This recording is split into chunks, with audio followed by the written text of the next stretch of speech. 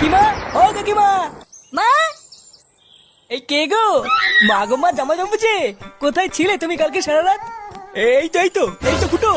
এই মালটাই তো সকাল বলে আমার কাছ থেকে 10 টাকা নিয়ে হ্যান্ডেল মেরে গেল। কালকে ছিলা তুই সারা গ্রামে টাকা নিয়ে হ্যান্ডেল মেরে বেড়াচ্ছিস? এইসব কি বলছো গো জামাইবাবু? হ্যান্ডেল মেরে বেড়াচ্ছি মানে? মা গো মা, এটা কে গো জামাইবাবু? আমি তো একে ঠিক চিনতে পারলাম না গো। এ কি ঢ্যামনা হোমো গো ফুটো।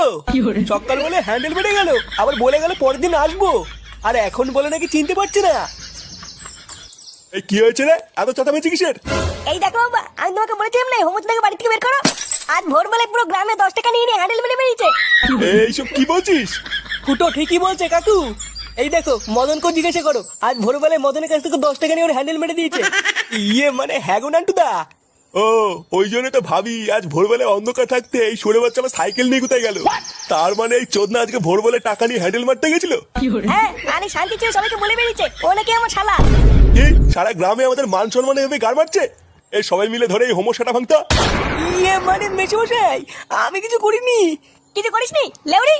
বাঞ্চো রাস্তার এমন সেটা ভাঙবো তুই আর কোনোদিন এই বাড়িতে আসবি না। কি হলো কি বলা হে মার চোদ নাকে। জামাইবাবু,